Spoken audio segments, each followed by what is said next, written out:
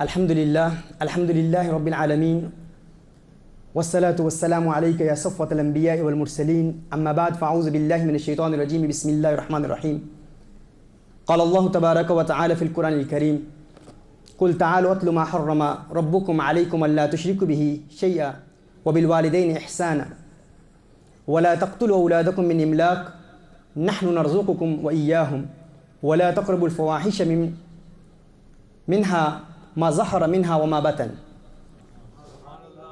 ولا تقربوا الفواحش ما ظهر منها وما بطن ولا تقتلوا النفس التي حرم الله إلا بالحق ذلكم وصاكم به لعلكم تعقلون صدق الله العظيم وبلغنا رسوله النبي الكريم وقد صدقت أنت يا سيدي يا سيدي يا سيدي يا مكي يا مدني يا عربي يا قرشي يا هاشمي ويا سيدنا يا سيدنا يا سيدنا يا حبيبنا يا طبيبنا يا حبيب المصطفى صلى الله عليه وآله وسلم. لائق صد احترام علماء کرام، طلاب العلم، ارباب علم و بصیرت، صاحبان عقل و دانش، نوجوانان و نونہالان ملت اسلامیہ، پردہ نشین خواتین امت، میرے دوستوں، بھائیوں، بزرگوں اور ARY کی TV کی وساطت سے آج کی اس بزم میں شریک ہونے والے ناظرین، السلام علیکم ورحمۃ اللہ وبرکاتہ. محترم احبہ، قرآن کریم کی جس آیہ مبارکہ کو تلاوت کرنے کا شرف حاصل ہوا، اس میں خلاق کائنات نے شریعت مطہرہ کے 5 ضروری اور بنیادی مقاصد کو بیان فرمایا ہے. مقاصد شریعہ، شریعت مطہرہ کے مقاصد، یہ ایک مستقل ایک انڈیپینڈنٹ سائنس ہے، ایک علم ہے، ایک فن ہے. اسلامک سائنسز میں سے ایک مستقل فن ہے مقاصد شریعہ جسے کہتے ہیں. اس کے علماء اور اس فن کے ماہرین میں امام الحرمین امام جوینی رحمہ اللہ نے البرہان میں، امام غزالی رحمۃ اللہ تعالی علیہ نے المستصفیٰ میں، اور امام شاطبی نے موافقات میں، امام عامدی اور امام عز الدین بن عبد السلام، ان تمام متأخرین اور متقدمین علماء نے مقاصد شریعہ پر جو کلام کیا ہے، قرآن کریم کی اس آیت کو بنیاد بنا کر اور سورہ بنی اسرائیل کی ایک آیت، 3 آیات کو بنیاد بنا کر انہوں نے مقاصد شریعہ کو بیان کیا کہ مقاصد شریعہ کیا ہے، ضروری مقاصد شریعہ کیا ہے، یعنی ہائر آبجیکٹیوز آف شریعہ کیا ہے، شریعہ ہم سے کیا چاہتی ہے، شریعہ لو ہم سے کیا چاہتا ہے، شریعت کے بنیادی مقاصد کیا ہیں. پھر مقاصد کے پھر مدارج ہیں، درجات ہیں، ضروری مقاصد ہیں، حاجی مقاصد ہیں، تحسینی مقاصد ہیں.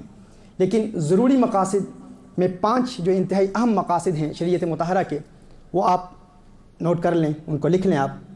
پہلا مقصد ہے حفظ الدین، پروٹیکشن آف ونز ریلیجن.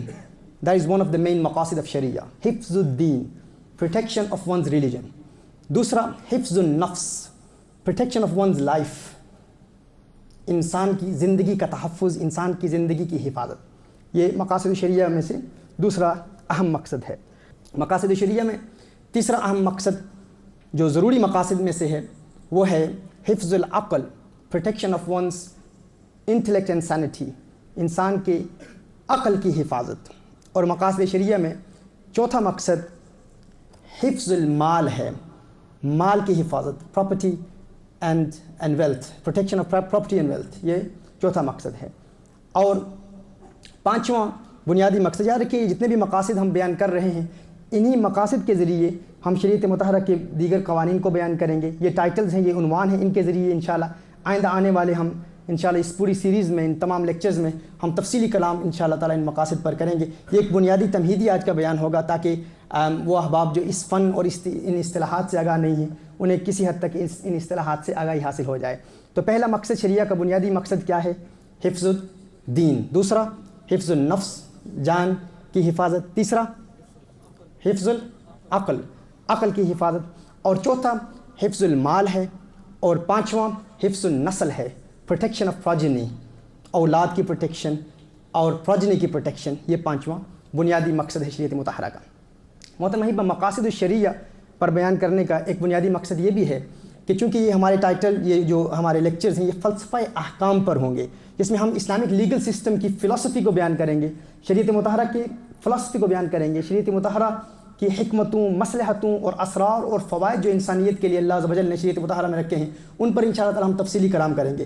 لیکن شریعت مطہرہ کی جتنی بھی مصلحتیں ہیں، جتنے بھی اسرار، حکمتیں اور فوائد ہیں، ان تمام کا مدار مقاصد الشریعہ ہیں، اور یہ ضروری مقاصد شریعہ ہیں. اور مقاصد الشریعہ کی اصل قرآن سنہ اور اجماع ہے۔ مقاصد شریعہ کی اصل قرآن سنہ اور اجماع ہے۔ تو چونکہ ہم نے فلسفی پر کلام کرنا ہے، فلسفہ احکام پر کلام کرنا ہے، شریعت کی مصلحتوں اور حکمتوں پر کلام کرنا ہے، اور ان تمام کا مدار مقاصد ہیں، تو لہٰذا اس لیے ہم نے مقاصد پر کلام سے ہم نے ابتدا کی ہے۔ محترم احبہ، یہ دین اسلام کی اسپیشیالٹی ہے، ہمارے دین کی خصوصیت ہے، دین اسلام ہی کی اسپیشیالٹی ہے کہ دین اسلام کے ہر قانون میں، ہر اصول میں، ہر حکم میں انسانیت کے لیے بے شمار فوائد ہیں، بے شمار مصلحتیں ہیں، بے شمار حکمتیں ہیں۔ اور یہ فقط عبادات تک یہ سلسلہ محدود نہیں ہے۔ انسان زندگی کے کسی شعبے سے بھی تعلق رکھتا ہو، زندگی کے جس شعبے سے بھی تعلق رکھتا ہو، وہ اس غیر معمولی قانون سے رہنمائی حاصل کر سکتا ہے، اور یہ اسپیشیالٹی اللہ عز و جل نے دین اسلام کو دی ہے۔ اور یہ بھی ایک ناقابل تردید ابدی اور تاریخی حقیقت ہے، ایک ریالٹی ہے، ایک فیکچول ٹروتھ ہے کہ اسلام نے انسانیت کو نہ صرف ایک مستقل اور ایک مکمل دین دیا، بلکہ ایک مستقل، ایک مکمل تہذیب عطا کی۔ اسلام نے انسانیت کو ایک مکمل تہذیب عطا کی، اور ایک ایسی مثالی اور ابدی تہذیب عطا کی، ایک ایسی خوبصورت تہذیب عطا کی۔ اور تہذیب، اس پر بھی ہم کلام کریں گے کہ تہذیب ہوتی کیا ہے، کلچر کیا ہے، معاشرہ کیا ہے، خاندان کیا ہے۔ اس پر جب ہم کلام کریں گے تو انشاءاللہ یہ بات روزی روشن کی طرح واضح ہو جائے گی کہ اسلام کس طرح ہماری زندگی کے ایک ایک لمحے میں اور زندگی کے ہر شعبے سے تعلق رکھنے والے لوگوں کی کس طرح رہنمائی کرتا ہے۔ محترم احبہ، اسلام نے معیشت، معاشرت، ثقافت، تہذیب و تمدن، اخلاق، سیاست، مذہب اور زندگی کے ہر شعبے سے تعلق رکھنے والے لوگوں کی رہنمائی کا فریضہ انجام دیا ہے۔ اور یہ اسلام ہی کا طرہ امتیاز ہے کہ اسلامک لیگل سسٹم ہر دور کے عقلی معیار پر پورا اترتا ہے اور ہر دور کے انسان کو اپیل کرتا ہے۔ اور اسی لیے ہم نے اس موضوع کا انتخاب کیا ہے، فلسفہ احکام کے موضوع کا انتخاب کیا ہے، کیونکہ ہم لوگوں کو یہ تو اکثر بتاتے ہیں کہ فلاں حکم پر کس طرح عمل کرنا ہے، ہم لوگوں کو بتاتے ہیں نماز کیسے پڑھنی ہے، ہم لوگوں کو بتاتے ہیں روزہ کیسے رکھنا ہے، ہم یہ بھی بتاتے ہیں کہ روزہ کیسے ٹوٹ جاتا ہے، نماز کیسے ٹوٹ جاتی ہے، ہم لوگوں کو بتاتے ہیں نکاح کے احکام کیا ہیں، طلاق کے احکام کیا ہیں، اسلامک کانٹریکٹ لاء کیا ہے، کرمنل لاء کیا ہے، کرمنالوجی کیا ہے۔ ہم یہ تو بتاتے ہیں کہ کیسے کام کرنا ہے، دین اسلام کے احکام پر کیسے عمل کرنا ہے۔ کوئی بتائے کس طرح عمل کرنا ہے تو ہم کہتے ہیں یوں کرنا ہے، یوں تو ہم بتاتے ہیں، لیکن کیوں کرنا ہے اس کا جواب ہم بہت کم دیتے ہیں، بہت کم بتایا جاتا ہے کہ کیوں کرنا ہے۔ یعنی اگر آپ سے کوئی سوال پوچھے کہ فجر کی نماز میں 2 رکعتیں فرض ہیں، فرض کیوں ہیں 2، تو اس کا جواب کیا ہے؟ ظہر میں 4 فرض کیوں ہیں؟ ہم پڑھتے تو ہیں، یہ تو پتہ ہے کہ کیسے پڑھنا ہے، لیکن کیوں پڑھنا ہے اس کا جواب بھی انتہائی اہم ہے، اس پر ہم کلام کریں گے۔ اس کے علاوہ زکوٰۃ 2.5% اگر فرض ہے تو 2.5% کیوں فرض ہے؟ انسان مالک نصاب بنتا ہے، ہم یہ تو بتاتے ہیں کیسے بنتا ہے، لیکن ایسے مالک نصاب کیوں بنتا ہے؟ اس کے علاوہ عورت ایک سے زیادہ شادی کیوں نہیں کر سکتی، مرد کیوں کر سکتا ہے؟ عورت کی گواہی مرد کے مقابلے میں نصف یعنی آدھی کیوں ہے؟ اس کے علاوہ دیگر بے شمار ایسے احکام ہیں جن پر ہم انشاءاللہ تعالی تفصیلی کلام کریں گے اور آپ کو بتائیں گے وضو، غسل، نماز، عبادات، معاملات، Islamic criminology, contract law, property and equity law, ان تمام پر ہم انشاءاللہ تعالی قرآن و سنت کی روشنی میں ہم کلام کریں گے اور اس کی فلسفی بیان کریں گے کہ ان کی تمام کی ریزننگ کیا ہے، ان کا فلسفہ کیا ہے، اور ان میں انسانیت کے لیے کون کون سے فوائد ہیں، کیا کیا مصلحتیں ہیں، کیا کیا بینیفٹس ہیں، اور پھر ان کو ہم میڈیکل سائنس کی روشنی میں اور سائیکالوجی کی روشنی میں بھی ہم بیان کریں گے کہ اس کے میڈیکل کیا کیا بینیفٹس ہیں اور سائیکولوجیکل بینیفٹس انسان کو کیسے حاصل ہوتے ہیں۔ لیکن اس سے قبل محترم احبہ میں چاہوں گا کہ سب سے پہلے یہ جو 5 مقاصد شریعہ ہم نے بیان کیے ہیں ان کی بنیادیں واضح کر دیں کہ مقاصد شریعہ سے مراد کیا ہے۔ تو سب سے پہلا مقصد شریعہ کیا ہے؟ شریعت مطہرہ کا سب سے پہلا بنیادی مقصد کیا ہے؟ وہ ہے حفظ الدین، پروٹیکشن آف ونز ریلیجن۔ اب حفظ الدین کیا ہے؟ اسلام اس انسان کے دین کو پروٹیکشن کیسے دیتا ہے؟ اس کے بنیادی 4-5 اجزاء ہیں، آپ ان کو لکھ لیں، نوٹ کر لیں۔ سب سے پہلی جز یہ ہے کہ اسلام ہم سے یہ تقاضا کرتا ہے کہ دین کے تحفظ اور دین کی پروٹیکشن کے لیے ہم اپنے آنے والی نسلوں اور اپنی نوجوان نسل تک دین اسلام کی مبادیات کا علم، کم از کم ضروریات دین سے جو جن چیزوں کا تعلق ہے، things which are known with necessity in Islam, معلوم من الدین بالضرورہ جو چیزیں ہیں، وہ اپنی آنے والی نسل، اپنی نوجوان نسل تک کم از کم وہ علوم ہم پہنچائیں۔ یعنی ہمارے جو اکیڈیمک ایجوکیشن ہے، جو ہمارا جو نیشنل کریکولم ہے، اس میں بھی دین اسلام کی جو فنون ہیں، دین اسلام کی جو بنیادی احکام ہیں، عقائد کے مسائل ہو گئے، اللہ عز و جل کی ذات کے حوالے سے، اللہ کی صفات کے حوالے سے، رسالت مآب صلی اللہ علیہ وسلم کے حوالے سے، دیگر انبیاء اور رسل کون ہیں، اور رسالت مآب صلی اللہ علیہ وسلم کی سیرت کیا ہے، تاریخ اسلام کیا ہے، عقائد میں موت کے بعد قبر اور پھر برزخ اور پھر جنت اور جہنم کا جو تصور ہے، اس تصور سے اپنی نوجوان نسل کو ہم آگاہ کریں. یعنی یہ ضروریات دین میں جو علم ہے، اور اس کے علاوہ فقہی مسائل کے حوالے سے بھی ہم اپنے بچوں کو، نوجوانوں کو اس بات کا علم دیں، اور اپنے نیشنل کریکولم میں، اپنی اکیڈمک ایجوکیشن میں بھی اس کو شامل نصاب کیا جائے اور لوگوں کو بتایا جائے، اور مسلمانوں کو اس بات کا کم از کم علم ہونا چاہیے کہ ان کا دین ان سے کیا تقاضا کرتا ہے. یہ پہلی جز ہے حفظ الدین کی. دوسری جز یہ ہے کہ جہاں پر پاسبل ہو وہاں پر اسلام کو نافذ کیا جائے، یعنی جہاں ممکن ہو وہاں اسلامک لیگل سسٹم کو نافذ کیا جائے. ایسا نہیں جہاں ممکن ہو وہاں اسلام کو نافذ کرنا ہے. رسالت مآب صلی اللہ علیہ وسلم کی سیرت سے ہم اس سے رہنمائی حاصل کرتے ہوئے، رسالت مآب صلی اللہ علیہ وسلم جب مکہ المکرمہ میں ہیں تو میرے آقا صلی اللہ علیہ وسلم نے فوراً دین اسلام کو نافذ نہیں کیا. رسالت مآب صلی اللہ علیہ وسلم مدینہ المنورہ ہجرت فرما جاتے ہیں. ہجرت کے بعد پھر ایک عرصے کے بعد دین اسلام کے احکام کو مکمل طور پر نافذ کیا گیا. لہٰذا رسالت مآب صلی اللہ علیہ وسلم کی سیرت کے مطابق جب ممکن ہوگا تو اسلامک احکام کو، اسلامک لیگل سسٹم کو نافذ کیا جائے گا. یہ دین کے تحفظ کی دوسری جز ہے. تیسری جز یہ ہے دین کے تحفظ کے لیے اسلام کے خلاف جب بھی کوئی تحریک اگر آواز بلند کرے تو اس کا انٹلیکچوئل لیول پر مقابلہ کرنا اور اس کے لیے جانی مالی قربانیوں کے لیے تیار رہنا، یہ دین اسلام کے تحفظ کے لیے، دین کے حفظ کے لیے، حفظ الدین کے لیے، پروٹیکشن آف ونز ریلیجن کے لیے یہ تیسری اہم جز ہے.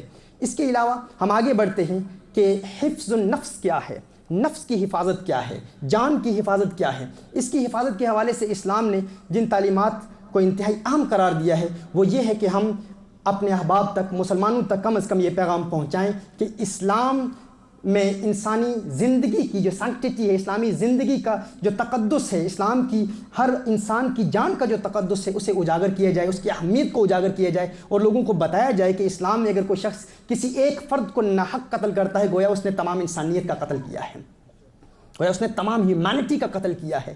اور اس کے علاوہ یہاں تک اسلام انسان کی جان کو احترام دیتا ہے، تقدس دیتا ہے، یہاں تک کہ ایک انسان اگر مر جائے، اس دنیا سے چلا جائے، اس کی روح پرواز کر جائے تو اس کے مردہ جسم کا بھی احترام ضروری ہے. یعنی اس کے مردہ، اس کی ڈیڈ باڈی کی بھی اگر آپ توہین کریں گے، تحقیر کریں گے، تذلیل کریں گے تو یہ اسلام میں جائز نہیں ہے. اس لیے یہ انتہائی اہم ہے. پھر اس کے آگے حدود ہیں، اس کی قیود ہیں. ایسا بھی نہیں ہے، کچھ لوگ تو اس حد تک اس مقاصد کا غلط استعمال کرنے والے بھی لوگ ہیں، انہوں نے اس کا غلط استعمال اس حد تک کیا کہ کچھ لوگوں نے یہ بھی کہہ دیا کہ حفظ النفس کا معنی ہے کہ قصاص کے حکم کو بھی دین سے نکال دیا جائے. ایسا نہیں ہے. اس کی حدود ہیں، اس کی قیود ہیں، اور شریعت مطہرہ اللہ عز و جل ارشاد فرماتا ہے وَلَكُمْ فِي الْقِصَاصِ حَيَاةٌ يَا أُولِي الْأَلْبَابِ کہ تمہارے لیے قصاص میں زندگی ہے، یعنی جان کے بدلے جان. یہ حکم اسلام نے دیا. یعنی اگر کوئی شخص ارادہ رکھتا ہے، کسی کو علیاذ باللہ قتل کرنے کا ارادہ کرتا ہے، اس کی یہ نیت ہے کہ میں کسی کو قتل کروں گا، اور قتل کرنے کی نیت کرتا ہے، اور وہ جانتا ہے کہ اسلامک اسٹیٹ اس خون کے بدلے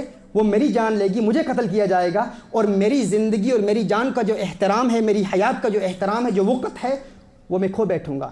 میری جان، میری زندگی کی کوئی قیمت باقی نہیں رہے گی اگر میں نے کسی کی جان لی، اگر میں نے کسی کو قتل کیا تو اس سے وہ پھر اجتناب کرے گا، وہ رک جائے گا، وہ پھر کسی کو قتل نہیں کرے گا. اور اگر کسی نے کسی انسان کو ناحق قتل کر دیا، کسی کو ناحق قتل کیا، تو پھر اگر اسلامک اسٹیٹ نے اس سے بدلہ لیا تو اس کی وجہ سے پھر باقی لوگ بھی محتاط ہو جائیں گے، خائف ہو جائیں گے. اور یہ اسلامک ہسٹری میں آپ دیکھیں کہ جب بھی اسلامک اسٹیٹ موجود رہی ہے تو اس میں قتل کی نسبت کو آپ دیکھ لیں، آپ موازنہ اور مقارنہ کر لیں دور حاضر سے، اور آپ دیکھیں گے کہ واقعی قرآن کریم کا یہ حکم کتنا واضح ہے کہ وَلَكُمْ فِي الْقِصَاصِ حَيَاةٌ يَا أُولِي الْأَلْبَابِ. مت سمجھو کہ قصاص میں موت ہے، قصاص میں موت نہیں، قصاص میں در حقیقت حیات ہے. تو انشاءاللہ اس پر ہم تفصیلی کلام آگے لیکچرز میں ہم کریں گے کہ اس میں حیات کیسے ہے. تو یہ دوسرا اہم مقصد ہے شریعت کا. تیسرا شریعت مطہرہ کا مقصد مقاصد شریعہ میں تھرڈ نیسیسری جو اہم پوائنٹ ہے اس کو آپ نوٹ کر لیں، وہ ہے حفظ العقل، protection of human intellect, protection of sanity. عقل کا تحفظ، عقل کی حفاظت. عقل کی حفاظت کیسے کی جاتی ہے؟ عقل کی حفاظت میں شریعت مطہرہ جو ہم سے تقاضا کرتی ہے وہ یہ ہے کہ ہر وہ چیز جو انسانی عقل کے لیے نقصان دہ ہو، ہر وہ چیز جو انسان کے عقل کو تکلیف پہنچائے، نقصان پہنچائے، اس کو شریعت مطہرہ نے ممنوع قرار دیا ہے. مثال کے طور پر ڈرگز ہیں، الکحل ہے، شراب ہے، یہ وہ چیزیں، اور ایسے ٹی وی کے پروگرامز جن سے انسان کے دماغ کو نقصان پہنچتا ہے، انسان کی عقل کو نقصان پہنچتا ہے، ان کو شریعت مطہرہ نے حرام قرار دیا ہے. ایسے ہی ناجائز جنسی تعلقات یہاں تک کہ بدنگاہی سے انسان کا حافظہ کمزور ہوتا ہے، اسلام نے بدنگاہی کو بھی ممنوع قرار دیا ہے۔ اس کے علاوہ ایسی سپورٹس، ایسی ایکٹیویٹیز، ایسی سپورٹس کھیلنا جس سے انسان کے دماغ کو، انسان کی عقل کو نقصان پہنچے، ان کو بھی اسلام نے ممنوع قرار دیا ہے۔ اور ایسی موسیقی، ایسی میوزک کی کمپوزیشن جس سے آپ جانتے ہیں کہ یہاں اس ویسٹ میں بالخصوص یورپین کنٹریز میں بے شمار ایسی میوزیکل کمپوزیشنز آج موجود ہیں جن کو کمپوز ہی اسی بنیاد پر کیا جاتا ہے، تیار ہی اسی بنیاد پر کیا جاتا ہے تاکہ انسان کی عقل کو نقصان پہنچایا جائے۔ اور بے شمار ایسے لیونیٹکس، ایسے پاگل لوگ ہیں جو ان میوزیکل کمپوزیشن کو سنتے ہیں اور پھر ان سے ان کی عقل کو نقصان پہنچتا ہے۔ یعنی ہر وہ چیز جو انسانی عقل کے لیے نقصان دہ ہو، شریعت مطہرہ نے اس کو بھی ممنوع قرار دیا ہے۔ یہ ہے حفظ العقل، پروٹیکشن آف ہیومن انٹلیکٹ۔ یہ کتنا نمبر تھا؟ تیسرا نمبر تھا، تھرڈ پوائنٹ تھا۔ پوائنٹ نمبر 4 کیا ہے؟ آپ کو یاد ہوگا؟ حفظ المال، بلکہ اس سے قبل ہم بیان کرتے ہیں حفظ النسل کو، پروٹیکشن آف پروجنی کی پروٹیکشن، یعنی نسل کی پروٹیکشن۔ اب نسل کی پروٹیکشن کیا ہے کہ اسلام نے یہ جو شادی کی اہمیت کو بیان کیا ہے، خاندان کی اہمیت کو اجاگر کیا ہے، اس کا پرچار کرنا، لوگوں کو بتانا کہ اسلامک لیگل سسٹم میں خاندان کی کیا اہمیت ہے۔ یہ خاندان، ایک فیملی سسٹم، یہ ایک مستقل ادارہ ہے۔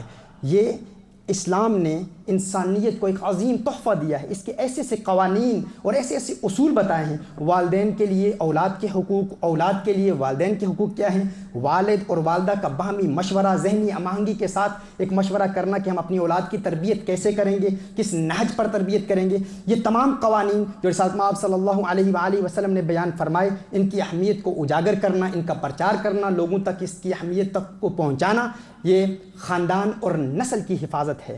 اور اس میں ہر وہ چیز، ہر وہ بات جو خاندان اور فیملی سسٹم کی اہمیت کو کم کر دے، یا اس نظام اور اس انسٹیٹیوٹ، ایک مستقل ادارہ ہے خاندان، اسلام میں ایک مستقل ادارہ ہے، فیملی سسٹم ایک مستقل ادارہ ہے، اس ادارے کو ہر وہ چیز جو نقصان دے، شریعت مطہرہ نے اس کو بھی ممنوع قرار دیا ہے۔ مثال کے طور پر فحاشی ہے، عریانی ہے، اور فری مکسنگ ہے، زنا ہے، ان تمام کو اسلام نے کیوں حرام قرار دیا، کیوں ممنوع قرار دیا؟ کیونکہ اسلام کے مقاصد میں سے، مقاصد الشریعہ میں سے ایک اہم مقصد یہ بھی ہے کہ اسلام حفظ النسل چاہتا ہے، نسل کا تحفظ چاہتا ہے، اور بغیر شادی کے فیملی اور خاندان کے تصور کو اسلام نے ممنوع قرار دیا کہ بغیر شادی کے اگر کوئی کہے کہ میں ایک خاندان قائم کروں گا، ایک خاندان بناؤں گا، ایک فیملی بناؤں گا، تو اسلام نے اس کو بھی ممنوع قرار دیا ہے۔ کیونکہ اسلام کیا چاہتا ہے؟ حفظ النسل چاہتا ہے، نسل کی حفاظت چاہتا ہے، نسل کی پروٹیکشن چاہتا ہے۔ تو یہ مقاصد الشریعہ کے یہ چوتھا مقصد ہے، چوتھا اہم مقصد ہے۔ نمبر 5 حفظ المال ہے، یعنی ہر وہ چیز جو انسان کے مال کو نقصان پہنچائے اس کو اسلام نے ممنوع قرار دیا ہے، جس طرح گیمبلنگ ہے، لاٹری ہے، انٹرسٹ ہے، اور ہر وہ نظام جس سے امیر تر ہوتا جائے اور غریب تر ہوتا جائے، یعنی کیپٹلزم کی جتنی بھی جدید صورتیں آج ہمارے معاشرے میں موجود ہیں، ان تمام کو اسلام نے ممنوع قرار دیا ہے۔ اس کے علاوہ چوری، ڈکیتی، دھوکے سے کسی کا مال ضبط کر لینا، ان تمام پر جو سزائیں اسلام نے مقرر کی ہیں، اس میں بنیادی مقصد کیا ہے کہ اسلام، مقاصد الشریعہ میں اسلام ہم سے کیا چاہتا ہے؟ اسلام حفظ مال چاہتا ہے، مال کو پروٹیکشن دیتا ہے۔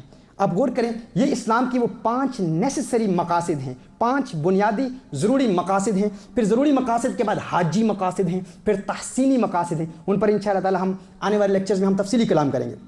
محترم غور کیجئے، قرآن کریم کی اس آیہ مبارکہ کو میں نے ابتدا میں تلاوت کیا، اس میں خلاق کائنات ارشاد فرماتا ہے قُلْ تَعَالُوا أَتْلُ مَا حَرَّمَ رَبُّكُمْ عَلَيْكُمْ أَلَّا تُشْرِكُوا بِهِ شَيْئًا وَبِالْوَالِدَيْنِ إِحْسَانًا۔ اب میں نے اس طرح کیا تھا کہ قرآن کریم کی اس ایک آیت میں، سورہ انعام کی آیہ نمبر 151 اور 152، ان 2 آیات میں اللہ عز و جل ارشاد فرماتا ہے، اور ان دونوں آیات میں یہ 5 مقاصد بیان کیے گئے ہیں۔ اللہ ارشاد فرماتا ہے کہ محبوب فرما دیجئے کہ آؤ، تعالوا اتلوا ما حرم ربكم عليكم الا تشركوا به شيئا وبالوالدين احسانا ولا تقتلوا اولادكم من املاق۔ اللہ عز و جل ارشاد فرماتا ہے، محبوب فرما دیجئے کہ آؤ میں تم پر تلاوت کروں کہ اللہ عز و جل نے کن چیزوں کو حرام قرار دیا ہے۔ ان میں سے سب سے پہلے اللہ ارشاد فرماتا ہے اللہ تشرکوا به شیئا، کہ اللہ کے ساتھ کسی کو شریک نہیں ٹھہرانا، شرک نہیں کرنا۔ تو یہاں حفظ الدین کو اللہ بیان فرما رہا ہے، حفظ الدین کو بیان کر رہا ہے، دین کی حفاظت کیسے کی جاتی ہے کہ شرک نہیں کرنا، شرک کا ارتکاب نہیں کرنا۔ پھر فرمایا وبالوالدین احسانا ولا تقتلوا اولادکم من املاق نحن نرزقکم وإیاہم، کہ اپنی اولاد کو رزق کی کمی کی وجہ سے قتل نہ کرنا، نحن نرزقکم، ہم تمہیں رزق دیتے ہیں، وإیاہم، اور انہیں بھی ہم رزق دیتے ہیں۔ اللہ عز و جل نے یہاں پر حفظ النسل کی اہمیت کو اجاگر کیا ہے. یعنی مقاصد شریعہ میں سے ایک اہم مقصد حفظ النسل ہے، نسل کی پروٹیکشن کے لیے فرمایا وبالوالدین احسانا، اور اپنے والدین کے ساتھ اچھا سلوک کرو. ولا تقتلوا اولادکم من املاق نحن نرزقکم وایاہم، اور اپنی اولاد کو رزق کی کمی کی وجہ سے، رزق کے خوف کی وجہ سے قتل نہ کرو. اس کے بعد اللہ ارشاد فرماتا ہے ولا تقربوا الفواحش ما ظهر منها وما بطن، اور بے حیائی کے کاموں سے اجتناب کرو، ان سے دور رہو، وہ بے حیائی کے کام جو ظاہر ہوں یا وہ جو پوشیدہ ہوں. یہاں پر بھی حفظ عقل بھی ہے اس میں، اور حفظ نسل بھی اس میں اللہ تعالی ارشاد فرما رہا ہے. پھر فرمایا ولا تقتلوا النفس التي حرم الله الا بالحق ذلكم وصاكم به لعلكم تعقلون، کہ کسی کو ناحق قتل نہ کرو، ایسی جان کو جس کا قتل اللہ عز و جل نے تم پر حرام کیا ہے اس کو ناحق قتل نہ کرو. فرمایا ولا تقتلوا نفس التي، ولا تقتلوا، نہ قتل کرو، قتل نہ کرو ایسی جان کو جسے اللہ عز و جل نے حرام قرار دیا ہے. یہاں کیا ہے؟ یہ حفظ نفس ہے، حفظ نفس، پروٹیکشن آف ہیومن لائف. یہ مقاصد شریعہ میں سے ایک اہم مقصد ہے، اسے اللہ عز و جل نے بیان فرمایا. پھر فرمایا ذالکم وصاکم بہ لعلکم تعقلون، ذالکم وصاکم بہ لعلکم تعقلون، یہی وہ امور ہیں جن کا اللہ عز و جل نے حکم ارشاد فرمایا تاکہ تم عقل کا استعمال کرو، عقل کا استعمال کرو تاکہ تم سمجھو. یہاں پر حفظ عقل کی جانب اشارہ ہے. پھر اللہ ارشاد فرماتا ہے ولا تقربوا مال الیتیم الا بالتی ہی احسن حتی یبلغ اشدہ. اللہ ارشاد فرماتا ہے کہ اچھے طریقے کے علاوہ یتیم کے مال کے قریب نہ جاؤ، یتیم کے مال کے قریب نہ جاؤ یہاں تک کہ وہ جوانی کی عمر تک پہنچ جائے. اور پھر فرمایا ناپ تول میں کمی نہ کرو، یعنی انصاف کے ساتھ پوری ناپ تول کرو. اس میں بھی حفظ مال کا اللہ عز و جل ذکر فرما رہا ہے. یعنی قرآن کریم کی ان دو آیات میں خلاق کائنات نے حفظ دین کو بھی بیان فرمایا، حفظ نفس کو بھی بیان فرمایا، حفظ عقل کو بھی بیان کیا گیا، حفظ نسل کو بھی بیان کیا گیا، اور حفظ مال کو بھی بیان کیا گیا. یعنی یہ وہ شریعت مطہرہ کے 5 بنیادی مقاصد ہیں. محترم احباب آپ غور کریں، آپ سوچیں کہ اللہ عز و جل نے جو دین ہمیں دیا ہے، انتہائی خوبصورت دین، ایسا پیارا دین ہے اسلام، ہمیں اللہ عز و جل نے عطا فرمایا. اگر کسی معاشرے کے فرد کو اس بات کا یقین ہو کہ وہ کسی ایسی سوسائٹی میں مقیم ہے، کسی ایسی سوسائٹی میں وہ رہتا ہے، کسی ایسی کمیونٹی میں مقیم ہے جہاں اس کا دین بھی محفوظ ہے، اس کی جان بھی محفوظ ہے، اس کا مال بھی محفوظ ہے، اس کی نسل بھی محفوظ ہے، اس کی عقل بھی محفوظ ہے، تو اس کی زندگی کیسی پرسکون زندگی ہوگی. آپ تصور کریں جہاں ایک انسان کو اس بات کا یقین ہو. آپ جانتے ہیں کہ معاشرہ کیسے مارز وجود میں آتا ہے؟ افراد سے خاندان بنتے ہیں، خاندانوں سے معاشرہ مارز وجود میں آتا ہے. اور جس معاشرے کا فرد ایسی پرامن اور پرسکون زندگی گزار رہا ہو، اس معاشرے کو فلاح و بہبود اور ترقی کے راستے میں اس کے لیے کوئی رکاوٹ کھڑی نہیں کر سکتا. یقیناً وہ معاشرہ ایک پرسکون معاشرہ ہوگا. اور یہ معاشرہ اللہ عز و جل کی جانب سے نعمت ہے. دین اسلام کے ذریعے اللہ عز و جل نے ملت اسلامیہ کو اور تمام مخلوقات کو، تمام انسانیت کو اللہ عز و جل نے اس نعمت عظمیٰ سے نوازا ہے. آنے والے لیکچرز میں ہم آپ کو بتائیں گے کہ دین اسلام کے خلاف کلام کرنے والی ویسٹرن پاورز جو دین اسلام کے خلاف کلام کر رہے ہیں، انہوں نے کس طرح اسلام سے فائدہ حاصل کیا. ہم آپ کو یورپین کنٹریز کے لوز کا حوالہ دیں گے، چونکہ میں لو کا خود بھی اسٹوڈنٹ رہا ہوں. میں آپ کو بتاؤں گا کہ یہاں برطانیہ کا لو اور دیگر یورپین کنٹریز کے جتنے بھی قوانین، جتنے بھی لو نافذ کیے گئے ہیں، انہوں نے اسلام سے کن کن چیزوں کو لیا ہے، لیکن آج اس کا اظہار نہیں کیا جا رہا. یہ انشاءاللہ تعالی آنے والے لیکچرز میں ہم اس پر تفصیلی کلام کریں گے. محترم احباب، جب آپ نے مقاصد الشریعہ کی بنیادی قرآن کریم کی آیات سے مقاصد الشریعہ کو سمجھ لیا، اب آئیں میں مزید آگے بڑھتا ہوں. مقصد شریعہ اور فلسفی آف اسلامک لیگل سسٹم، شریعت مطہرہ کی حکمتیں، مصلحتیں، اور اس کے علاوہ مصلحہ، مقصد، قیم اخلاقیہ، یہ تمام وہ اصطلاحات ہیں جو شریعت مطہرہ کے حوالے سے اکثر استعمال کی جاتی ہیں. لیکن میں نے دیکھا ہے کہ اکثر ان کو خلط ملط کر دیا جاتا ہے. یعنی مقصد بیان کر کے علہ مراد لی جاتی ہے، علہ بیان کر کے کبھی سبب مراد لیا جاتا ہے، کبھی سبب بیان کر کے شرط مراد لی جاتی ہے. تو میں چاہوں گا کہ سب سے پہلے اس کی توضیح ہو جائے، سب سے پہلے اس کی وضاحت ہو جائے کہ شریعت مطہرہ کی بنیادی مقاصد کیا ہے اور مقاصد کی ترتیب کیا ہے. اور یہ جو ذہن میں سوال پیدا ہوتا ہے کہ فلاں حکم پر ہم کیوں عمل کریں، اس کیوں کے بھی پھر آگے درجات ہیں. یعنی اگر فجر کی 2 رکعتیں فرض ہیں، کیوں؟ پھر اس کیوں کا جو ہم جواب دیں گے، پھر اس کے بعد ایک اور کیوں آئے گا، پھر اس کے بعد ایک اور کیوں آئے گا، پھر اس کے بعد ایک اور کیوں آئے گا. تو یہ ترتیب ہے احکام شریعت کی فلسفی کی، اور اس کے لیے مقاصد شریعہ کا لفظ اکثر استعمال ہوتا ہے. اس کا سمجھنا ضروری ہے، کیونکہ ہم یہ بھی جاننا چاہیں گے کہ مقاصد کا غلط استعمال کب ہوتا ہے، کب مقاصد کی بنیاد پر لوگ نصوص کا انکار کر دیتے ہیں، اللہ عز و جل کے صریح احکام کا انکار کر دیتے ہیں. اس کے لیے ایک بنیادی مثال آپ کی بارگاہ میں پیش کروں گا.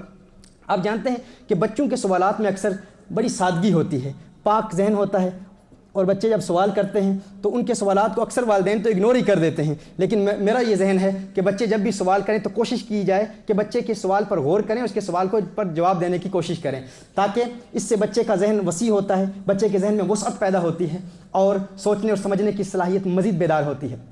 محترم احبہ، اس مثال سے انشاءاللہ تعالیٰ یہ اصطلاحات، پہلے میں ایک مثال پیش کروں گا، اس سے انشاءاللہ یہ بات مزید واضح ہو جائے گی، اور جتنی بھی یہ ٹیکنیکل ٹرمنالوجی میں استعمال کر رہا ہوں یہ اس مثال میں انشاءاللہ تعالیٰ آسانی سے فٹ ہو جائے گی، اور آپ کو بھی انشاءاللہ تعالیٰ یہ جو اصول بیان کر رہا ہوں اس کا نتیجہ بڑا خوبصورت ہے انشاءاللہ، اس سے آپ کو انشاءاللہ ہر فرد کو اس سے فائدہ حاصل ہوگا۔ دیکھیے، ایک بچہ آپ کے ساتھ سفر کر رہا ہے، آپ گاڑی ڈرائیو کر رہے ہیں، آپ کا بیٹا چھوٹا بچہ ہے، آپ کے ساتھ گاڑی میں بیٹھا ہوا ہے، آپ ٹریفک لائٹس پر رکتے ہیں، ٹریفک لائٹس جب سگنل سرخ ہو جاتا ہے، ریڈ ہو جاتا ہے، تو آپ گاڑی کو روک لیتے ہیں۔ بچہ آپ سے سوال پوچھتا ہے، وہ کہتا ہے کہ آپ نے گاڑی کو کیوں روکا؟ اس نے کیا کہا کہ گاڑی کیوں روکی؟ والد صاحب، آپ نے گاڑی پر بریک پر پیر کیوں رکھا؟ آپ نے کیوں روکی؟ آپ کہتے ہیں کیونکہ سگنل ریڈ ہے اس لیے روکا، اس لیے روک دی گاڑی۔ بچہ مزید سوال پوچھتا ہے، وہ کہتا ہے جب سگنل ریڈ ہے تو پھر کیوں روکی گاڑی؟ بچے کا سوال ہے، پھر کیوں روکی؟ آپ سوچ کے کہتے ہیں یہ تو یہاں پر رائج الوقت قانون ہے، یہ لو ہے، یہی قانون ہے۔ بچہ کہتا ہے یہ قانون ہے؟ آپ کہتے ہیں بالکل یہ قانون ہے۔ بچہ کہتا ہے یہ قانون کیوں ہے؟ یہ قانون کیوں ہے؟ اب کچھ والدین تو کہیں گے ارے چپ کر، خاموش ہو، تجھے نہیں پتا۔ ایسا بھی ہوتا ہے نا، خود والد کو پتہ ہی نہ ہو تو بچے کو پھر ڈانٹ پڑتی ہے، بچے کو بھی ڈانٹ کے کہتا ہے کہ چپ ہو، خاموش ہو جا، تجھے نہیں پتا مجھے پتا ہے، یا یہ بات تیری سمجھ میں آ ہی نہیں سکتی۔ تو اگر بات کا علم نہ بھی ہو، جواب نہ بھی آتا ہو، بچوں کی سادہ اور سمپل زبان سے جو سوالات اور پاک زبان سے جو سوالات لکھتے ہیں وہ انسان کے لیے حقائق کے بے شمار دروازے کھول دیتے ہیں، انسان کو بے شمار حقائق تک رسائی حاصل ہوتی ہے۔ تو اگر بچے کے سوال کا جواب آپ کو نہیں بھی آتا تو بتا دیں کہ میں تحقیق کروں گا، لیکن بچے کے سوال پر غور ضرور کیا کریں اور اس کو تسلی دیا کریں گے کہ آپ کا سوال اتنا اچھا سوال ہے، اس پر میں غور کروں گا، اس پر جواب تلاش کرنے کی کوشش کروں گا۔ لیکن اگر کچھ سمجھدار والد ہے تو وہ کہے گا کہ قانون اس لیے ہے کیونکہ ہمارے لیے ضروری ہے کہ ہم لوگوں کی جان کی حفاظت کریں، ہمارے لیے ضروری ہے کہ ہم دوسروں کی جان کی حفاظت کریں۔ اب بچہ کہتا ہے کیوں ضروری ہے کہ ہم لوگوں کی جان کی حفاظت کریں؟ اب والد صاحب سوچتے ہیں، وہ سوچ کے کہتے ہیں وہ اس لیے ضروری ہے کیونکہ جس طرح ہمیں اپنی جان پیاری ہے، جس طرح ہم اپنی جان سے پیار کرتے ہیں، اسی طرح جس طرح ہم اس بات کو ناپسند کرتے ہیں کہ کوئی ہمیں تکلیف دے، کوئی ہمیں پریشان کرے، کوئی ہماری جان لے، کوئی ہمیں قتل کرے، اس کو ہم ناپسند کرتے ہیں، اسی طرح ضرورت اس امر کی ہے کہ جو ہم اپنے لیے پسند کرتے ہیں وہ دوسروں کے لیے پسند کریں، جو اپنے لیے ناپسند کرتے ہیں وہ دوسروں کے لیے ناپسند کریں۔ بچہ سوال پھر کرتا ہے، وہ کہتا ہے یہ کیوں ضروری ہے کہ جو ہم اپنے لیے پسند کرتے ہیں دوسروں کے لیے پسند کریں؟ اب والد صاحب سوچتے ہیں، وہ کہتے ہیں وہ اس لیے کیونکہ اسی میں ایکوالٹی ہے، یہ ایکوالٹی ہے، مساوات اسی کو کہتے ہیں، اور دین کا یہی قانون ہے نا۔ اللہ عز و جل نے حضرت محمد صلی اللہ علیہ وسلم کی پیاری زبان سے یہ کلام ہم تک پہنچایا کہ کسی کالے کو گورے پر فوقیت اور برتری حاصل نہیں، کسی گورے کو کالے پر برتری فوقیت حاصل نہیں، کسی عجمی کو عربی پر، کسی عربی کو عجمی پر فوقیت اور برتری حاصل نہیں۔ تو اسلام مساوات کا درس دیتا ہے، تو بچے کو ہم کہتے ہیں ایکوالٹی، یہ اسلام کی تعلیم ہے۔ ہم تو فقط ابھی راج الوقت قانون کے حوالے سے، ٹریفک لوز کے حوالے سے کلام کر رہے ہیں کہ یہ قانون ہے، اور قانون کے اوپر پھر اس کے کیوں کا جواب ہے، پھر اس کے کیوں کا جواب ہے، پھر اس کے کیوں کا جواب ہے۔ پھر بچہ سوال کرتا ہے کہ یہ ایکوالٹی کیوں ضروری ہے، ایکوالٹی کیوں ضروری ہے؟ اب اس کیوں کا جواب کیا دے گا؟ وہ کہے گا وہ اس لیے کہ یہ عدل کا تقاضا ہے، یہ جسٹس کا تقاضا ہے، یہ جسٹس کی ریکوائرمنٹ ہے، یہی عدل ہے۔ بچہ کہتا ہے کہ والد صاحب یہ عدل کا تقاضا کیوں ہے، یہ جسٹس کا تقاضا کیوں ہے؟ تو اس وقت والد کہتے ہیں کیونکہ ہمارا اللہ جسٹس کو پسند کرتا ہے، ہمارا اللہ عدل کو پسند کرتا ہے، یہ اللہ کی صفت ہے۔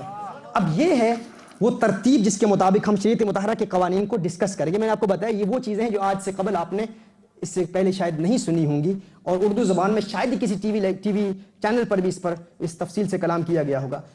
عمومی طور پر مصلحتیں اور اسرار اور حکمتیں بیان کی جاتی ہیں، لیکن اصولی اعتبار سے اصول الفقہ کی اصطلاحات کو مد نظر رکھتے ہوئے شریعت مطہرہ کے قوانین کی حدود میں رہ کر ان کو بیان کرنا، اور مقاصد کے فوائد کو بھی ہم بیان کریں گے اور مقاصد کے غلط استعمال کو بھی ہم بیان کریں گے، لیکن اس کے لیے تمہید سب سے پہلے بہت ضروری ہے۔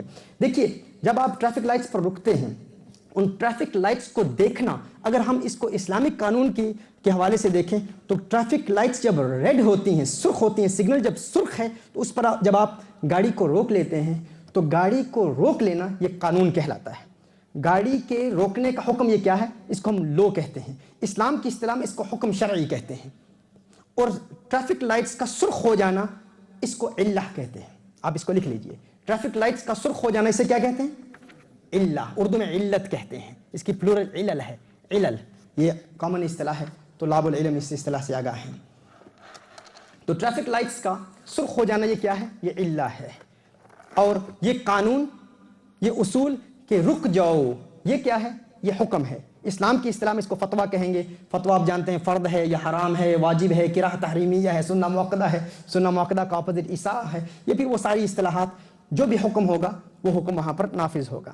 اب جب بچے نے سوال کیا کہ یہ قانون کیوں ہے تو والد نے جواب دیا قانون اس لیے ہے کیونکہ ہمارے لیے ضروری ہے کہ ہم لوگوں کی جان کی حفاظت کریں، یہ مقصد ہے۔ مقصد اور مقصد میں بھی فرق ہے، یا بھی آپ نوٹ کر لیں، آپ کو انشاءاللہ تعالیٰ بعد میں طلاب العلم فرق جانتے ہیں۔ یہ مقصد ہے۔ مقصد کیا ہے؟ یعنی پہلے علہ، ٹریفک لائٹ سرخ ہو گئی، یہ ٹریفک لائٹس کیا ہیں؟ یہ علہ ہے۔ قانون کیا ہے؟ رک جاؤ، تو رکنا قانون ہے، اس کو کیا کہتے ہیں؟ اس کو حکم کہتے ہیں۔ اس کے اوپر پھر کیا ہے؟ مقصد ہے۔ مقصد کیا ہے؟ حفظ النفس۔ مقاصد شریعہ آپ نے جانا، آپ نے ابھی اس کو اسٹڈی کیا، ابھی ڈسکس کیا نا ہم نے، آپ نے نوٹس بنائے۔ مقاصد شریعہ میں سے ایک مقصد کیا ہے؟ حفظ النفس، پروٹیکشن آف ہیومن لائف، یہ اسلام کے قانون میں ہے۔ تو مقصد کیا ہے؟ حفظ النفس۔ یہاں پر مقصد کیا ہے؟ ٹریفک لائٹس پر آپ رکے، کیوں رکے؟ تاکہ قانون ہے۔ قانون کیوں ہے؟ اس لیے کہ اسلام کا تقاضا بھی یہی ہے اور دور حاضر کی قانون کا تقاضا بھی یہی ہے کہ وہ چاہتا ہے کہ حادثوں سے روکا جائے، ایکسیڈنٹ سے روکا جائے، انسانی مال کی حفاظت بھی ہو اور انسان کے جان کی حفاظت بھی ہو۔ اب بچہ سوال کرتا ہے کہ یہ مقصد کیوں ہے؟ یہ مقصد کیوں ہے؟ حفظ النفس کیوں ہے؟ والد جواب دیتا ہے جو ہم اپنے لیے چاہتے ہیں وہ دوسروں کے لیے بھی چاہیں، اسے مصلحہ کہتے ہیں۔ شریعت میں اسے کیا کہتے ہیں؟ مصلحہ۔ اردو میں آپ مصلحت عام الفاظ میں کہا جاتا ہے، اس کو مصلحہ کہتے ہیں۔ یعنی پہلے علہ کا سبب کیا ہے؟ علہ کے کیوں کا جواب کیا ہے؟ حکم۔ حکم کے کیوں کا جواب کیا ہے؟ مقصد۔ مقصد کے کیوں کا جواب کیا ہے؟ مصلحہ۔ اب اس کو میوچل انٹرسٹ کہہ سکتے ہیں، پبلک گڈ کہہ سکتے ہیں، انگلش ٹرمنالوجی میں یہ الفاظ استعمال ہوتے ہیں۔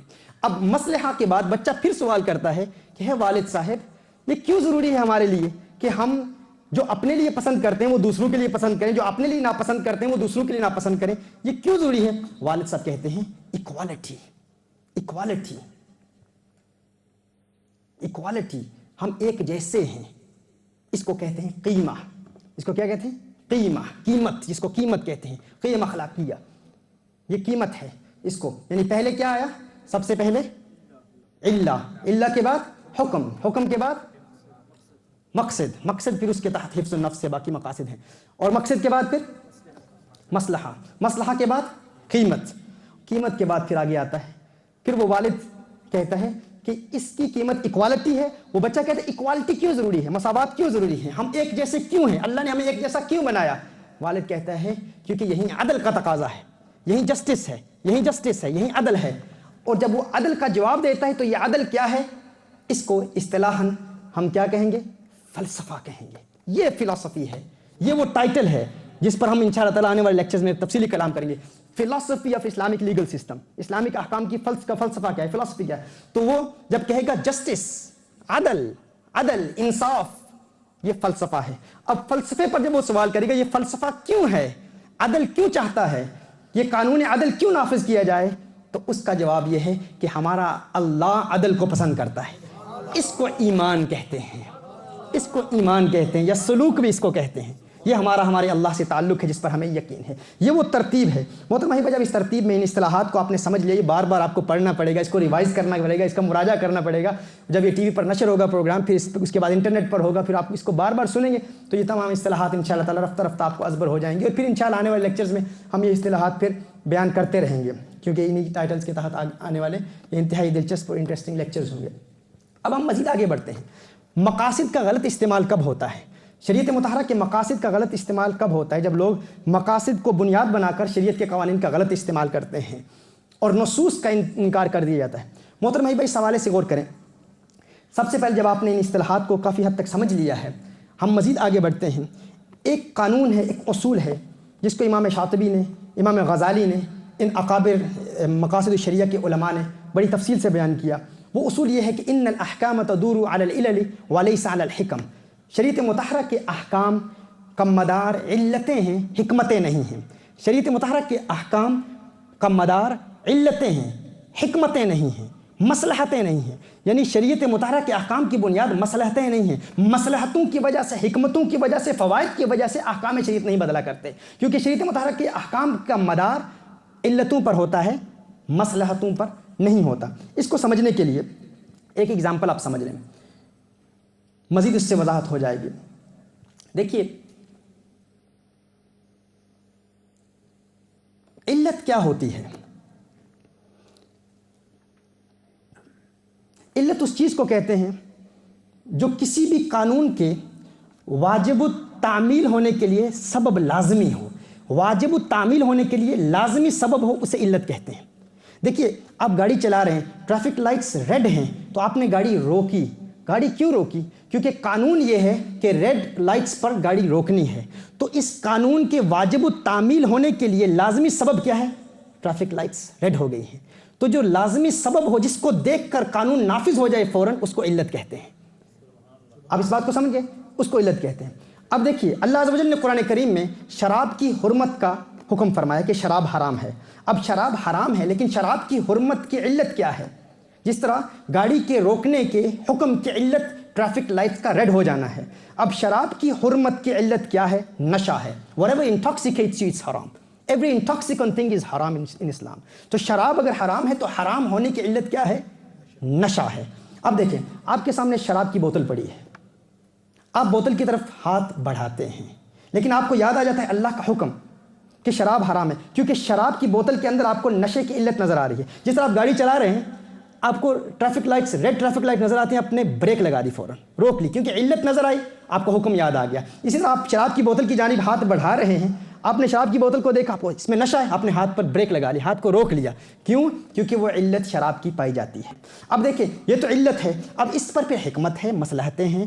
شراب کی حرمت کی بنیاد پر بے شمار مصلحتیں ہیں، بے شمار حکمتیں ہیں، بے شمار انسان کے لیے فوائد ہیں.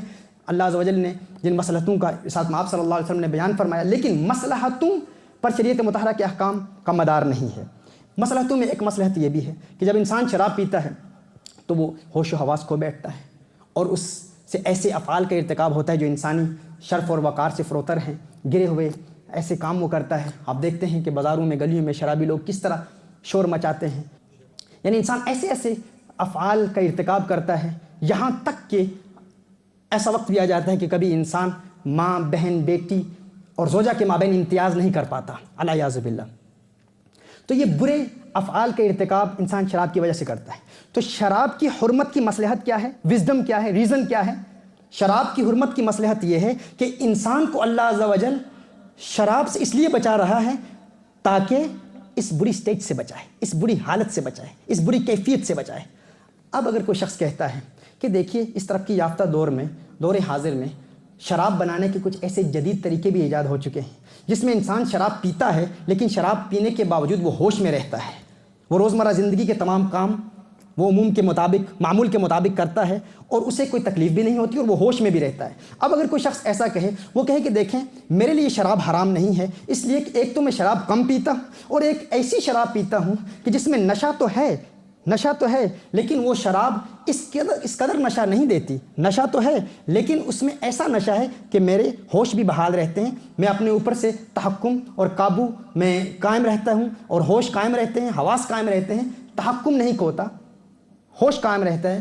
لہٰذا میرے لیے شراب جائز ہونی چاہیے کیونکہ میں نے شراب کی حرمت کی مصلحت کو سمجھ لیا ہے، شراب کی حرمت کی ریزن اور حکمت کو سمجھ لیا ہے. ریزن کیا ہے کہ شراب کی حرمت کی مصلحت یہ ہے کہ انسان کو اس حالت سے بچایا جائے، اس کیفیت سے بچایا جائے. تو اگر کوئی شراب پینے کے باوجود شراب پی کر بھی اس حالت اور اسٹیٹ میں نہیں جاتا تو اس کے لیے شراب جائز ہونی چاہیے. اگر کوئی شخص ایسا کہتا ہے تو وہ کیا کہہ رہا ہے؟ وہ شریعت مطہرہ کے حکم کو مصلحت کی بنیاد پر تبدیل کر رہا ہے. اس کے لیے جواب یہ ہے کہ مصلحتوں سے احکام نہیں بدلا کرتے، کیونکہ احکام کا مدار مصلحتیں نہیں ہیں، احکام کا مدار علتیں ہیں، علل ہیں.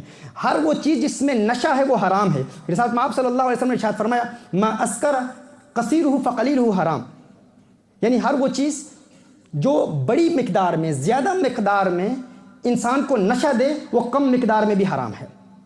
ہر وہ چیز جو زیادہ مقدار میں نشہ دے وہ کم مقدار میں بھی حرام ہے. تو شراب چونکہ زیادہ مقدار میں نشہ دیتی ہے تو کم مقدار میں بھی وہ حرام ہوگی، اور اگر نشے کی علت پائی جاتی ہو تو شراب حرام ہے. اب بات سمجھ گئے؟ اس کو اسی مثال سے سمجھاتا ہوں، مزید واضح ہو جائے گی. میں ایک ہی مثال دوں گا اس میں.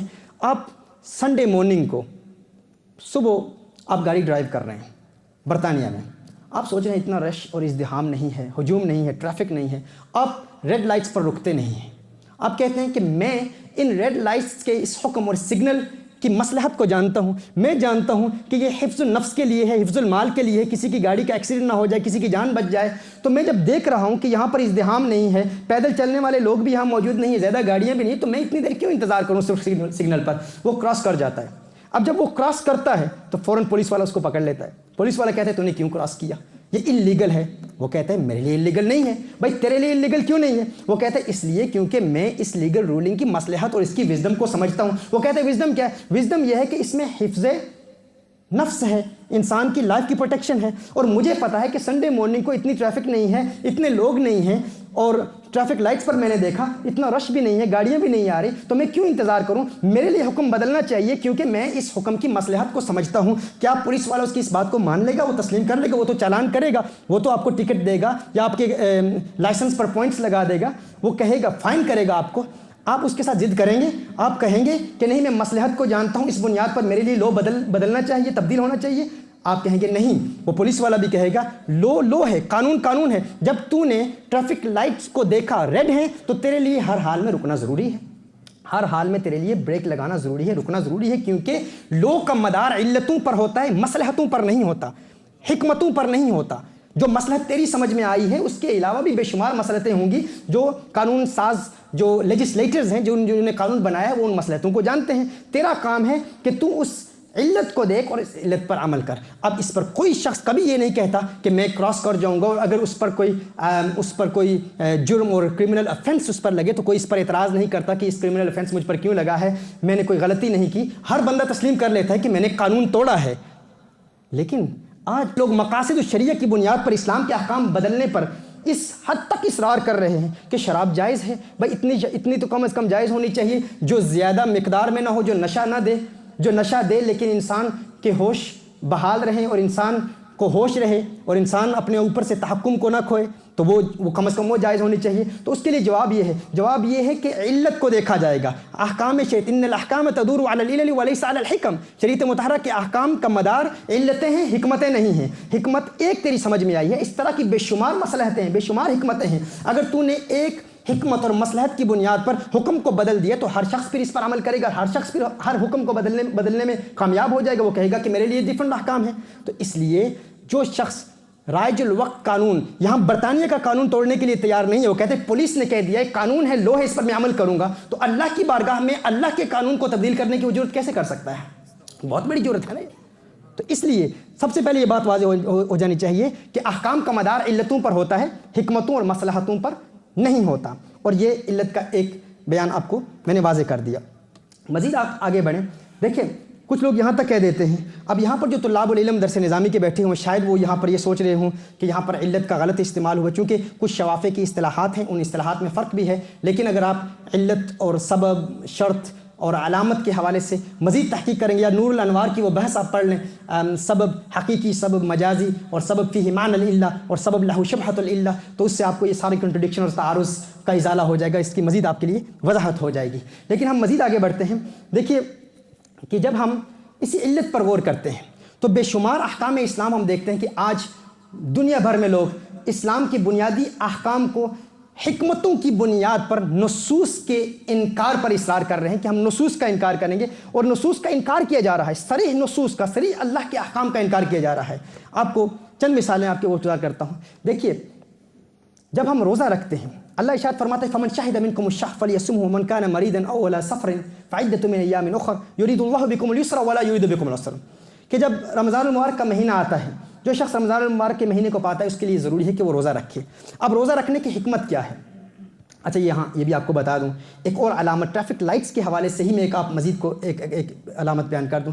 ریسنٹلی ہم نے علم توقیت اور علم حید کے حوالے سے تفصیلی کلام کیا تھا جب یہ جون کے مہینے میں رمضان المبارک کے روزے کے حوالے سے سحور کا روزہ بند کرنے کے ٹائم پر ہم نے تفصیلی لیکچرز دیے تھے، آپ کو یاد ہوگا، اور اس میں ہم نے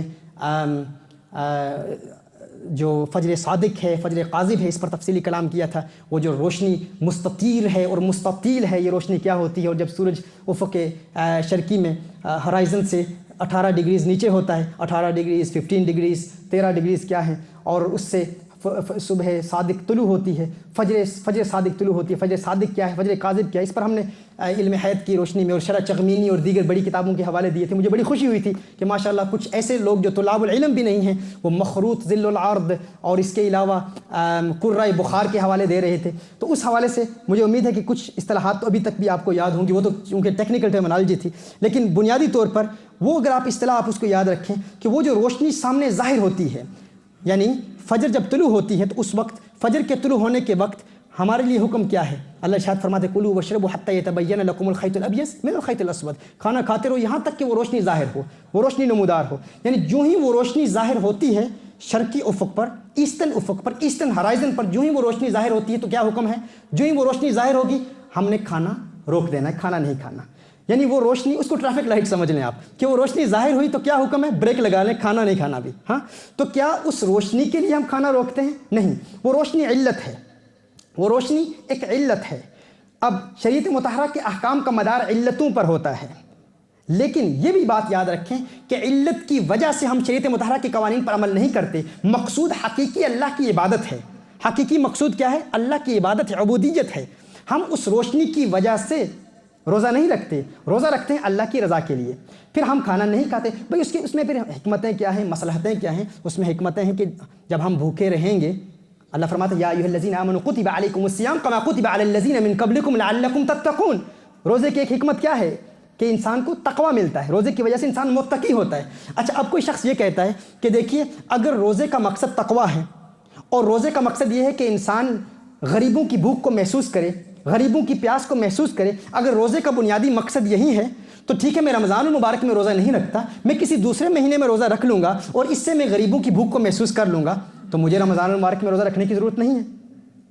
وہ کیا کہہ رہا ہے؟ وہ کہہ رہا ہے کہ میں نے روزے کی مصلحت کو سمجھ لیا ہے، روزے کی وزڈم کو سمجھ لیا ہے، روزے کی حکمت کو سمجھ لیا ہے۔ اب اسی حکمت کو مد نظر رکھتے ہوئے وہ کہتا ہے چونکہ مقصود شریعت کا یہ حکمت ہے تو اس حکمت کی وجہ سے میں رمضان المبارک میں روزہ نہیں رکھتا، کسی اور مہینے میں رکھ لوں گا اور میرے لیے روزہ رکھنا ضروری نہیں ہے۔ اب وہ حکمت کی وجہ سے، مصلحت کی وجہ سے حکم بدل رہا ہے، جبکہ احکام کا مدار علتوں پر ہوتا ہے، حکمتوں پر نہیں ہوتا۔ اب دیکھیے یہاں ہی کوئی شخص کہتا ہے، جس طرح آج کل یہ کہا جا رہا ہے اور اس تعلیم کا پرچار کیا جا رہا ہے، اللہ ارشاد فرماتے ہیں فمن شہد منکم الشہر فلیصمہ ومن کان منکم مریضا او علی سفر فعدۃ من ایام اخر یرید اللہ بکم اليسر ولا یرید بکم العسر۔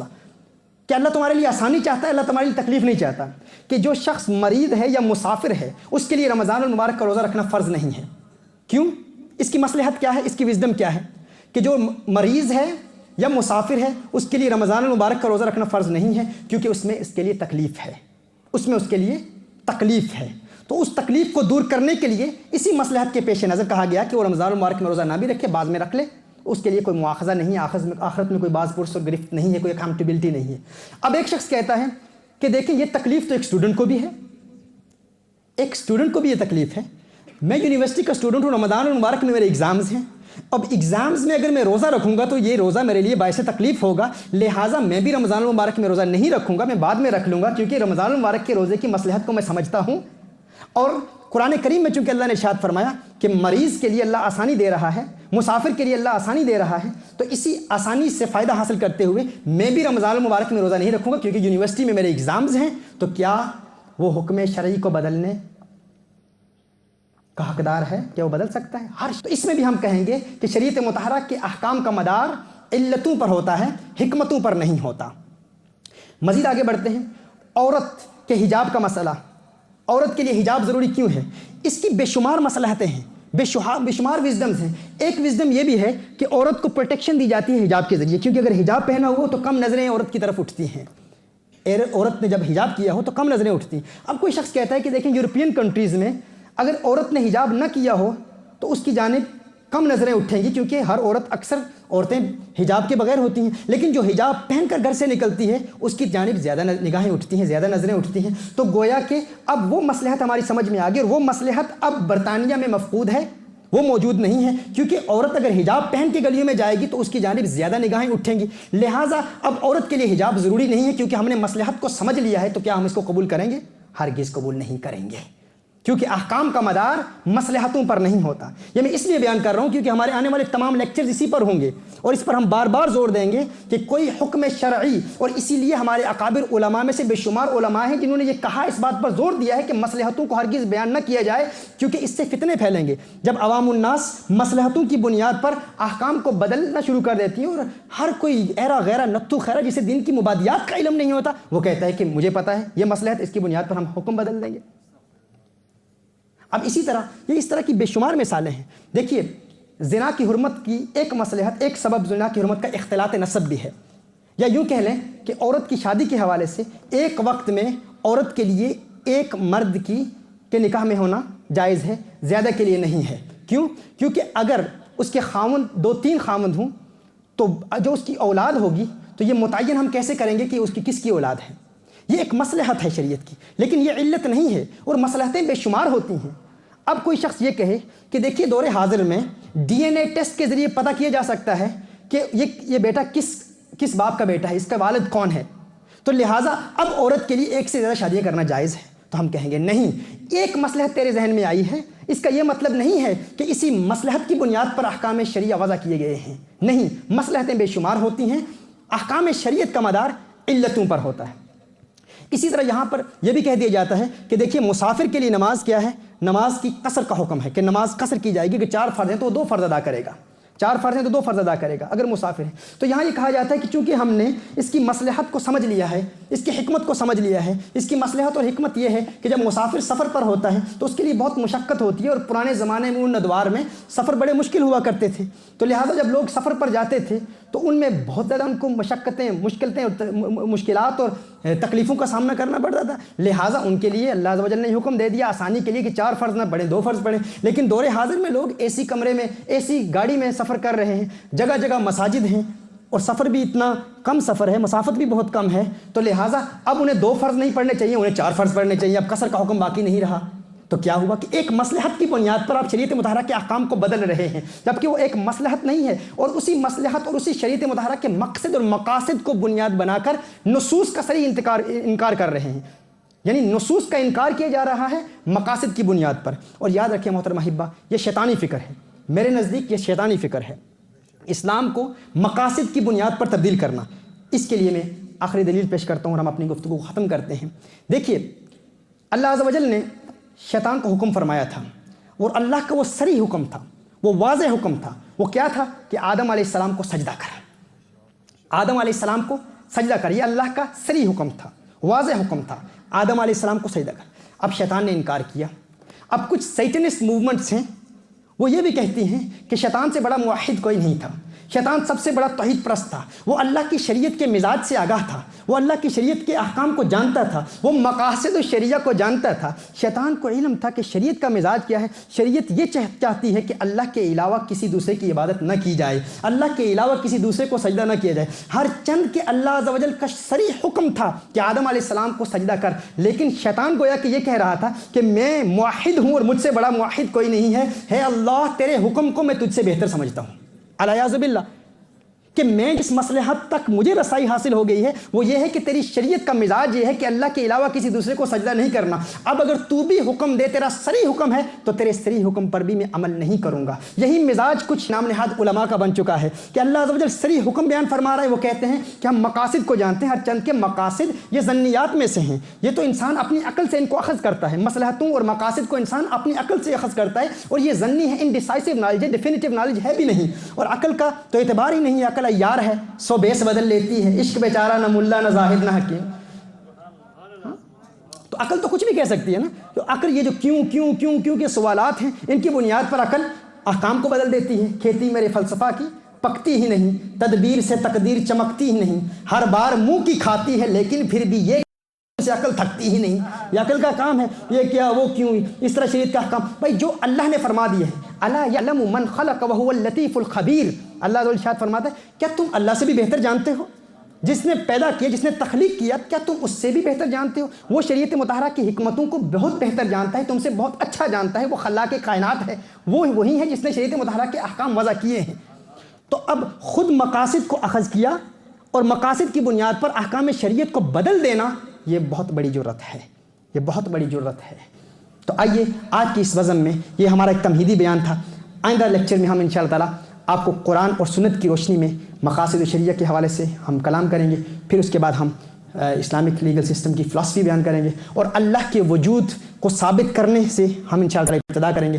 اس میں کہ اللہ کے وجود کو غیر مسلموں کے سامنے اور ایتھیسٹ کے سامنے ثابت کرنے کے ہمارے پاس کیا دلائل ہیں, کیا پریکٹیکل میتھڈ ہے, تاکہ جو لیجسلیٹر ہے جس نے لو دیا ہے سب سے پہلے اس کے وجود کے حوالے سے کلام کیا جائے, پھر اس کے احکام کی حکمتیں انشاءاللہ ان پر ہم تفصیلی کلام کریں گے. اللہ عز و جل ہمیں عمل کرنے کی توفیق عطا فرمائے. ایک مرتبہ پھر عرض کرتا ہوں کہ جتنے آپ نے نوٹس لیے ہیں اور جو ٹی وی پر یہ جو لیکچرز نشر کیے جائیں گے ان کو بار بار دیکھیں گے. اس میں انتہائی علمی اور ٹیکنیکل ٹرمنالوجی استعمال ہوتی ہے, اور ان مثالوں کے ساتھ میری کوشش ہے کہ انتہائی مشکل مسائل کو عام مثالوں کے ساتھ انشاءاللہ تعالی ہم واضح کرنے کی کوشش کریں گے.